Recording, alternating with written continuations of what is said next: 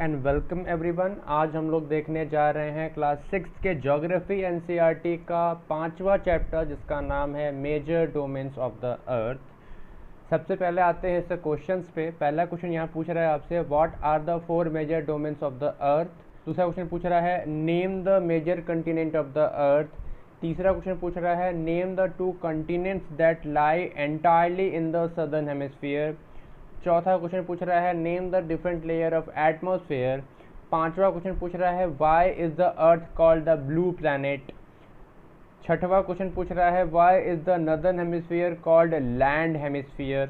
सातवां क्वेश्चन पूछ रहा है why is the biosphere important for living organisms. तो एक एक करके सभी क्वेश्चन पे चलते हैं। पहला क्वेश्चन है what are the 4 major domains of earth. आपके अर्थ के 4 मेजर डोमेन्स कौन कौन से हैं। तो आपके अर्थ के 4 मेजर डोमेन्स हैं वो हैं, पहला है लिथोस्फीयर, दूसरा है एटमॉस्फेयर, तीसरा है हाइड्रोस्फीयर और चौथा है बायोस्फीयर। पहला है लिथोस्फीयर जहाँ पे आपका लैंड है, दूसरा है एटमॉस्फेयर जहाँ आपका एयर है, तीसरा है हाइड्रोस्फीयर जहाँ आपका पानी है और चौथा है बायोस्फीयर जहाँ पे लाइफ है। तीनों को कंबाइन कर देंगे तो वहाँ पे लाइफ मिलेगी, उसे आप बायोस्फीयर कहते हो। ठीक है। दूसरा क्वेश्चन यह पूछ रहा है name the major continent of the earth. आपके अर्थ के कितने मेजर कंटिनेंट हैं। तो आपके अर्थ के 7 मेजर कंटिनेंट हैं। पहला है एशिया, दूसरा यूरोप, तीसरा अफ्रीका, फिर north America, south America, Australia and Antarctica. ठीक है, ये 7 कंटिनेंट है, ये मैंने आपको चैप्टर में भी बताया है। चलिए नेक्स्ट आते हैं name the 2 continent that lie entirely in the southern hemisphere. आपको वो कंटिनेंट्स के बारे में बताना है जो कि पूरी तरीके से सदर्न हेमिस्फीयर में आते हैं।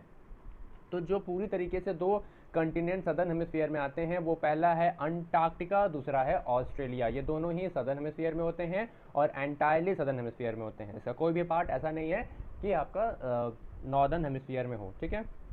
नेक्स्ट क्वेश्चन है name the different layer of atmosphere. आपको एटमॉस्फेयर के डिफरेंट लेयर के बारे में बताना है। तो पहला लेयर आपका ट्रोपोस्फेयर जो कि ज़मीन से जुड़ा होता है, उसके बाद आपका आता है स्ट्रेटोस्फेयर, उसके बाद आपका आता है मीजोस्फेयर, फिर आता है आपका थर्मोस्फेयर, देन आपका आता है एक्सोस्फेयर मतलब सबसे बाहरी सतह। अगला क्वेश्चन यहाँ पे आपसे पूछ रहा है why is the earth called blue planet. आप अर्थ को ब्लू प्लैनेट क्यों कहते हैं।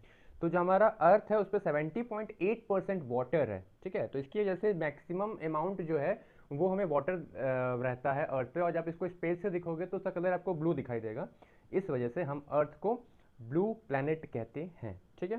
नेक्स्ट क्वेश्चन यहाँ पूछ रहा है आपसे why is the northern hemisphere called land hemisphere. आप नदर्न हेमिस्फीयर को लैंड हेमिस्फीयर क्यों कहते हो। क्योंकि आपका जो नदर्न हेमिस्फीयर है उसमें मैक्सिमम पार्ट आपका लैंड मास से भरा हुआ है। वाटर या ओशन की संख्या कम है, लैंड मास की संख्या ज़्यादा है, इस वजह से आप नदर्न हेमिस्फीयर को लैंड हेमिस्फीयर कहते हो। जबकि आपका ठीक उल्टा होता है सदर्न हेमिस्फीयर में। यहाँ पे आप देख रहे हैं यहाँ पे पानी की संख्या, यहाँ पे आप देख रहे हैं यहाँ पे पानी का कंटेंट ज़्यादा है और ऊपर आप देख रहे हैं लैंड का कंटेंट ज़्यादा है। इस वजह से आपका जो नॉर्दर्न हेमिस्फीयर है उसको आप लैंड हेमिस्फीयर भी कहते हो। ओके। नेक्स्ट क्वेश्चन है why is the biosphere important for living organism. आपका जो लिविंग ऑर्गेनिज्म है उसके लिए बायोस्फीयर क्यों इंपॉर्टेंट है। ठीक है, तो बायोस्फीयर बना होता है आपका 3 कंपोनेंट से, लैंड, वाटर एंड एयर। अगर ये तीनों ही चीज़ें हमें एक भी चीज़ मिस हो जाएंगी तो आपका लाइफ पॉसिबल नहीं है। ठीक है, क्योंकि हमारी जो लाइफ है वो यही इन 3 चीज़ों पे, इन 3 ही कंपोनेंट डिपेंड होती है। नेक्स्ट हम आते हैं टिक द करेक्ट ऑप्शन पे। पहला क्वेश्चन है the mountain range that separate Europe and Asia. आपको यूरोप और एशिया को जो सेपरेट करती है लाइन, जो बाउंड्री है, जो माउंटेन रेंज है जो कि यूरोप और एशिया को सेपरेट करती है, उसे आप कहते हो द उरल्स। ठीक है, जो उरल्स की पहाड़ियाँ हैं यही पहाड़ियाँ आपको यूरोप और एशिया के बीच में बाउंड्री का काम करती हैं। ठीक है। नेक्स्ट है the continent of north America is linked to south America by. आपका जो नॉर्थ अमेरिका है और साउथ अमेरिका है वो किस तरीके से जुड़ा हुआ है। तो वो एक इस्थमस के द्वारा जुड़ा हुआ है। इस्थमस क्या होता है, एक पतली सी पट्टी होती है जो कि 2 देशों, 2 कंटिनेंट के बीच में होती है, उसे आप इस्थमस कहते हो। ठीक। Okay, the major continent of atmosphere by percent is. आपके एटमॉस्फेयर में सबसे ज़्यादा परसेंटेज वाइज क्या है। तो सबसे ज़्यादा है नाइट्रोजन। ठीक है, सबसे ज़्यादा है आपका नाइट्रोजन। उसके बाद नेक्स्ट क्वेश्चन यहाँ पूछ रहा है आपसे the domain of earth consisting of solid rock is. आपका वो डोमेन जिसमें सॉलिड रॉक होते हैं उसे आप क्या कहते हो। तो उसे आप लिथोस्फीयर कहते हो। ओके। नेक्स्ट क्वेश्चन है which is the largest continent. आपका सबसे बड़ा कंटिनेंट कौन सा है। सबसे बड़ा कंटिनेंट है आपका एशिया। ठीक है सर, एशिया सबसे ज़्यादा बड़ा, एरिया वाइज सबसे बड़ा कंटिनेंट है। ओके, अब आते हैं हम फिल इन द ब्लैंक्स पे।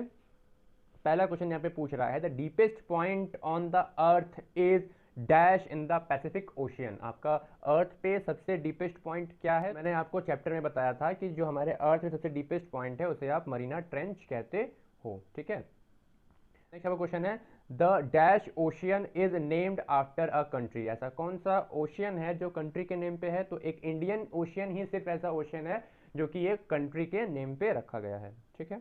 नेक्स्ट क्वेश्चन है the dash is a narrow contact zone of land water and air that support life. आपका वो जोन जहां पे लैंड वाटर और एयर होता है, दो तीनों ही होते हैं और ये लाइफ को सपोर्ट करता है, तो ऐसे जोन को हम कहते हैं बायोस्फीयर, ठीक है, बायोस्फीयर कहते हैं उसको। नेक्स्ट क्वेश्चन है the continent of Europe and Asia is together known as. आप यूरोप और एशिया के लैंडमास को एक साथ मिला दो तो सब कहते हो यूरेशिया, ठीक है। आप यूरोप और एशिया को एक साथ मिला दो तो सब कहते हो यूरेशिया। नेक्स्ट क्वेश्चन है the highest mountain peak on the earth is. मैंने अभी आपको थोड़ी पहले बताया कि डीपेस्ट क्या है, अब जान लीजिए हाईएस्ट है वो है आपका माउंट एवरेस्ट, ठीक है। माउंट एवरेस्ट आपका सबसे ऊंचाई पे है और मरीना ट्रेंच सबसे गहराई में है, ठीक है। उम्मीद करते हैं आपको ये वीडियो पसंद आया होगा, तो लाइक कीजिएगा, दोस्तों के साथ शेयर कीजिएगा, चैनल को जरूर सब्सक्राइब कीजिएगा। मिलते हैं नेक्स्ट वीडियो में, तब तक के लिए जय हिंद।